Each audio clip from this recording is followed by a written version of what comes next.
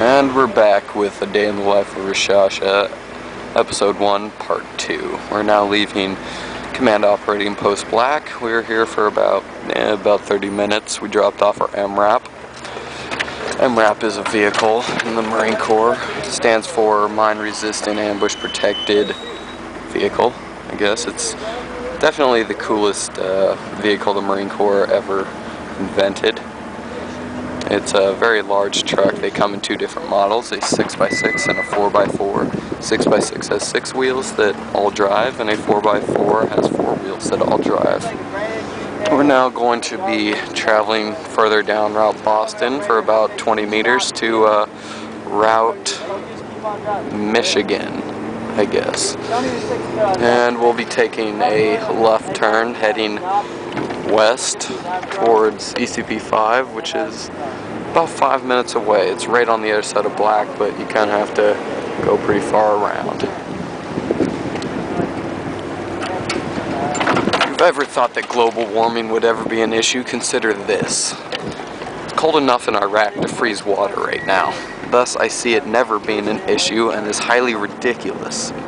I was very unprepared for the cold here in Iraq. They told us that we only had to pack one fleece. And I was like, hey, you know, I got 2 of them. One's really warm, the other one is small and compact. I don't want to be a gear abomination, so I packed the small one, being the genius that I was, not thinking that it would ever be cold, and thus I meet my demise. I highly regret that decision. But it's alright. I'll be out of here in a month. Hopefully. We're now on Route Michigan. That's Michigan as part of the United States.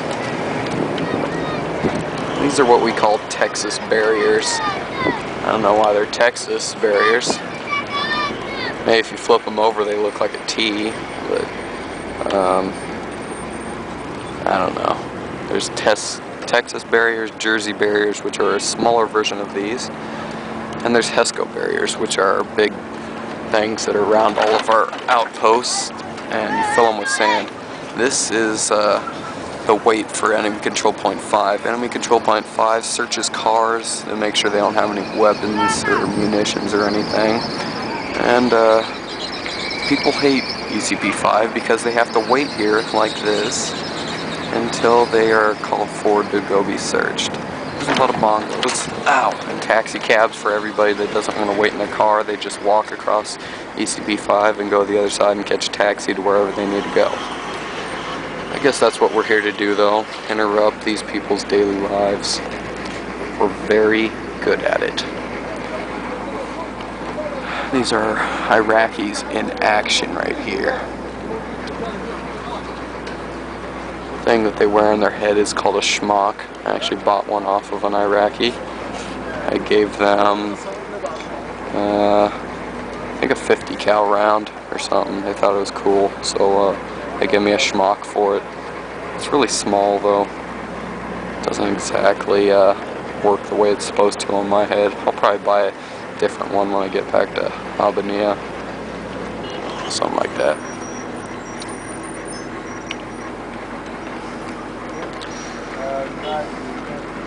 Interesting fact. If you've ever called somebody a Haji before and you think you're giving them a derogatory or racial term, that is not exactly the case. Haji is a very respected word here in Iraq. It is something that you call a person who has made the Hajj, which is a religious trek to Mecca to pray. It comes once a year, and it's a very long journey because you must make it on foot, and it's during a time of year called Ramadan, which it's basically like a fasting. You only eat when the sun is down. You only eat 1 meal a day, and you can drink nothing other than water. So if you call someone a Haji, you know, think twice. You're respecting the person instead of the opposite. That's an ambulance here we've got coming up. The moon on the front is their symbol for ambulance here. has something to do with their religion. Salam! Let's go. He seems to speak some English, as many people do here. These little small barriers, they are called Jersey barriers, as I mentioned earlier. It's a mixture of Jersey and Texas. More hedgehogs, people coming forward towards us. And you can see them. They're carrying a battery, maybe high explosive battery, never know. I think most of the checkpoint here at ECP 5 is run by the Iraqi police now. We might not even see any Marines out here, but we're pretty close to our destination now. We're just kind of waiting around, trying to get through cars, making them stop.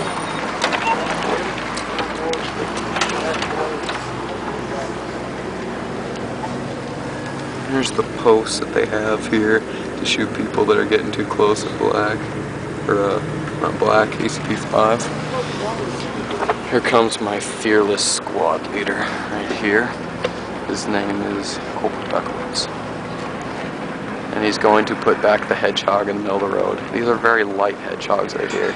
You can just drag it. Most of them are pretty heavy. That's a post. And now we are at our destination. This is the landing zone, or as we call the LZ. We're going to turn around here and I'm going to face that gate. And then I'll be sitting in this turret for another 5 hours while they train Iraqis. Exciting. There will probably be no more episodes of A Day in the Life of Rashasha because my life doesn't get any more interesting than this. You may think that's funny, but it's really not. And it doesn't get any more interesting than this. I'll show you how to move a turret now. Look at this flag. Move flag as such to get out of the way of handle. This is handle. Take handle and turn. And turret turns around in the vehicle. I fix all of these turrets to make them actually turn like this because a lot of them are broken down and don't do it anymore. And this has been a day in the life of Rashasha. Maybe I'll film some of the IP training, but as for now I'm going to sit here and wait for hours, freezing my butt off because this turret is shading me, as you can see. Hey Robert. Sun, shade. Go ahead and start mounting.